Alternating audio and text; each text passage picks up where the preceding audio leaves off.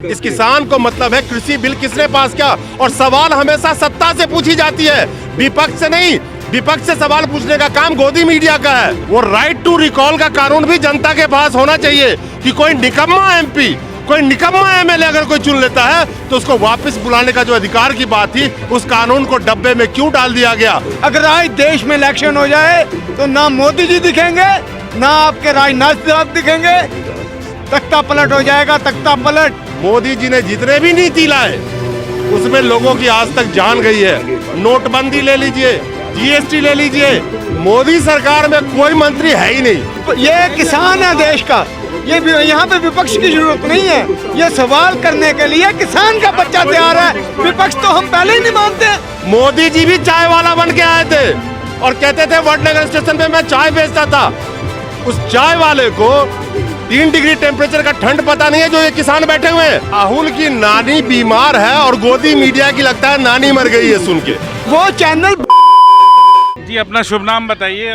मेरा नाम अरविंद वत्स है और मैं यही यूपी गाजियाबाद का हूँ और किसान के घर से हूँ। भारत में ऐसा कौन सा नागरिक है जो किसान के घर का नहीं होगा, चाहे आज की डेट में कोई साइंटिस्ट हो, कोई जॉब कर रहा हो, कोई बिजनेस कर रहा हो, बैकग्राउंड तो किसानों का ही है। गाजियाबाद से हैं, गाजियाबाद से हमारे मंत्री भी आते हैं राजनाथ सिंह। उन्होंने आज एक स्टेटमेंट दिया है कि मैं किसान का बेटा हूं, इस कानून को आप इम्प्लीमेंट होने दीजिए, 2 साल देखिए क्या होता है। मैं कभी धोखा नहीं दे सकता हूँ, किसान हूँ।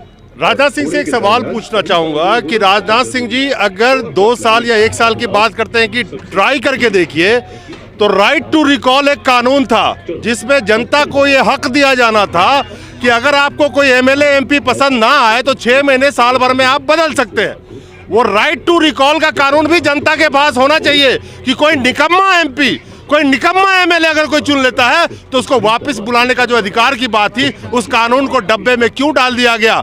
अगर ये कानून आप किसानों को कहते हैं कि 1 साल देखिए, 2 साल देखिए, आपका नोटबंदी भी लोगों ने देखा, आपका जीएसटी भी देखा, आपका लॉकडाउन भी देखा, आपका 370 भी देखा है पूरे देश ने। तो आप कह रहे हैं किसानों को आप 1-2 साल देखिए। मैं सवाल एक आम नागरिक की हैसियत से पूछता हूं कि राइट टू रिकॉल, अगर हमें कोई एमएलए एमपी अगर ऐसा लगता है कि वो निकम्मा है, काम नहीं कर रहा है, घूसखोर है, हम उसको बदल सकते थे। वो कानून तो आना चाहिए ना, तब ये राजनाथ सिंह की बात जायज थी। 1-2 साल क्या देखिए, मोदी जी ने जितने भी नीति लाए उसमें लोगों की आज तक जान गई है। नोटबंदी ले लीजिए, जीएसटी ले लीजिए, आप 370 की भी बात कर सकते हैं। हटाना ठीक था, लेकिन जिस तरह से उन्होंने हटाया था, आज कश्मीर के लोगों का क्या हाल है। आप एक दिन बिना इंटरनेट के नहीं रह सकते, 1 घंटा नहीं रह सकते। वहां सालों से इंटरनेट नहीं चल रहा, वहां के बच्चे नहीं पढ़ सकते थे, कैसे पढ़ रहे होंगे। खैर उस पर नहीं जाऊंगा। लॉकडाउन की बात कर लीजिए, 150 लोगों की मौत रोड पे हुई थी, सिर्फ रोड पे। कितने लोग भूखे मर गए थे, कितने लोगों की रोजगार चली गई, कितने लोगों ने प्रेशर में आके आत्महत्या कर ली। आप कहते हैं कि 1-2 साल करके देखिए, तो राइट टू रिकॉल आप कल लागू कर दीजिए और फिर किसानों को बोलिए कि आप ये कानून 6 महीना या साल भर के बाद हम कर लीजिएगा। आप राइट टू रिकॉल कल आप पास कर दीजिए संसद में। लेकिन जैसा आपने कहा कि लोग मरे, नोटबंदी हुई और ये जो कोरोना पैंडेमिक आया, उसके बाद भी तो इलेक्शन तो वही जीत रहे हैं, बिहार में जीते ना। आप कहते हो कि आज वो बात है कि इलेक्शन वही जीत रहे हैं। आज हरियाणा में मेहर का इलेक्शन हुआ है, कितनी सीटों से भाजपा जीती है?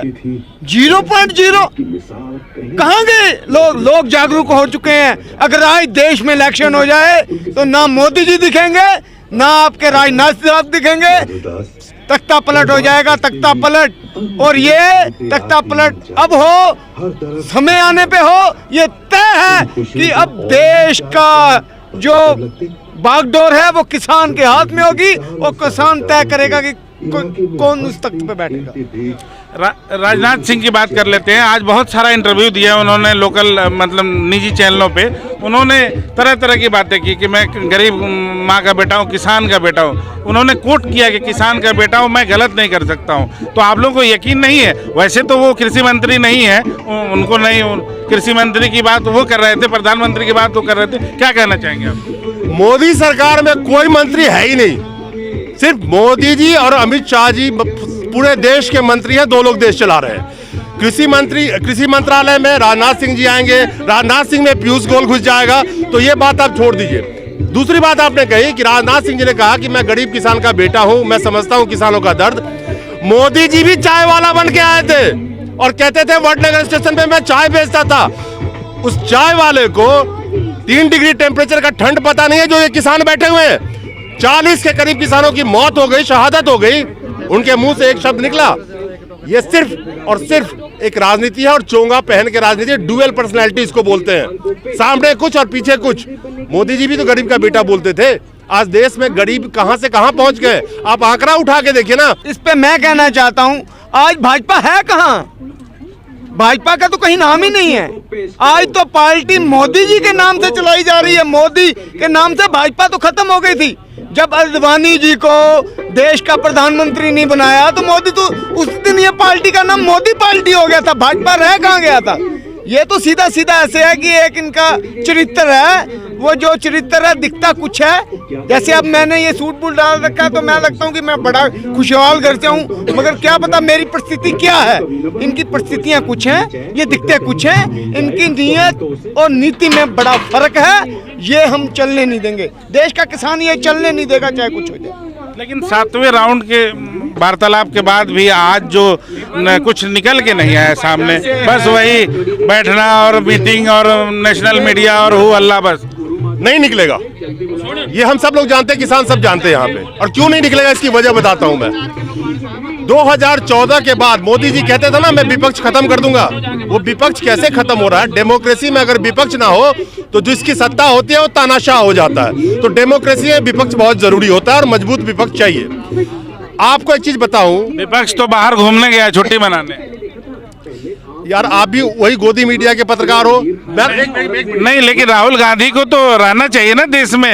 ये 2 डिग्री टेम्परेचर में आप खड़े, आप गुस्सा क्यों हो रहा है ये बताइए। Let me finish. Rahul Gandhi क्या कृषि बिल को निरस्त कर सकता है? राहुल गांधी से इस किसान को कोई मतलब नहीं है, ना केजरीवाल से मतलब है, ना अखिलेश से मतलब है। इस किसान को मतलब है कृषि बिल किसने पास किया। और सवाल हमेशा सत्ता से पूछी जाती है, विपक्ष से नहीं। विपक्ष से सवाल पूछने का काम गोदी मीडिया का है। लेकिन विपक्ष का भी रोल अदा करना जरूरी है ना। 2 डिग्री टेम्परेचर में खड़े तो रहे कम से कम। इस किसान ने ये किसान है देश का, ये यहाँ पे विपक्ष की जरूरत नहीं है। ये सवाल करने के लिए किसान का बच्चा तैयार है। विपक्ष तो हम पहले ही नहीं मानते, हम तो उन्हें मानते ही नहीं है कि वो विपक्ष है। आज विपक्ष में हम अगर हम ये तय कर लें कि आज विपक्ष कांग्रेस का है या राहुल गांधी का है, तो ये तो वो कह ही रहे, ये तो भाजपा कह ही रही है, ये मोदी जी कह ही रहे हैं कि ये कांग्रेस का किया जा रहा है। हम ये किसान का मूवमेंट है, ये किसानों के बिल का मसला है। इसमें विपक्ष की बात नहीं करनी है। जो सवाल करने हैं सत्ताधारियों से करिए, दूसरा किसान के बेटे से करिए, तीसरा किसी से करने की जरूरत नहीं है। राहुल की नानी बीमार है और गोदी मीडिया की लगता है नानी मर गई है सुन के।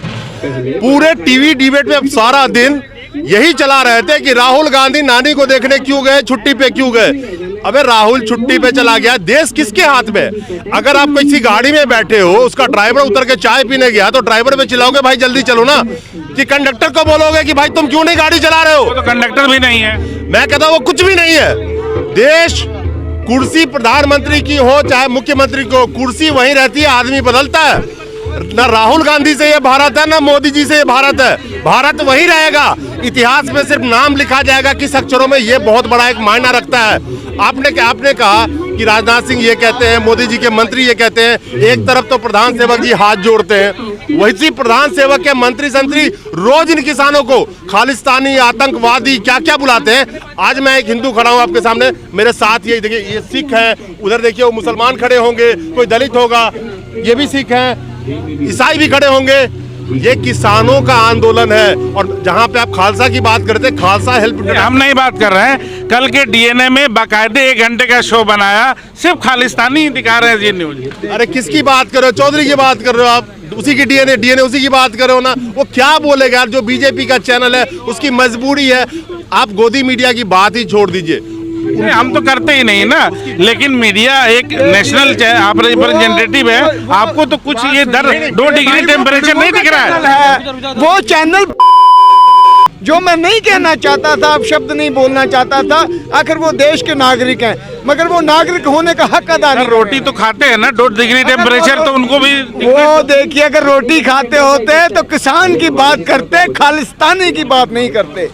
आज अगर हम कोरोना में, हमारा बच्चा, किसान का बच्चा कोरोना में लंगर चला रहा है, तो वो खालिस्तानी नहीं है। ये 2 डिग्री आज गुजरात से लेकर उड़ीसा, गुजरात, पंजाब, जहां आपदा आती है, हमारी जो सेवा दल है वो जाके वहां पे सेवा करते हैं, तब हम आतंकवादी नहीं है, तब हम खालिस्तानी नहीं है। जब ये किसान की बात आती है तो वो हमें खालिस्तान कह के बहलाना चाहते हैं, हमारी मूवमेंट में उलझन पैदा करना चाहते हैं। ये वो किसान के बच्चे हैं जिन्होंने 70 साल देश के लिए त्याग किया है, जिन्होंने देश को खड़ा करने में 70 साल लगाए हैं, और जो 70 साल देश को बनाने में लगाता है, ये देश, ये धरती हमारी माँ है। मोदी जी अगर हमारी माँ के साथ खिलवाड़ करेंगे तो ये किसान बर्दाश्त नहीं करेंगे। ये तीनों बिल उन्हें वापस लेने पड़ेंगे। आज ले लें, 6 महीने तक ले लें, साल तक ले लें, हमारी तैयारी बहुत लंबी है।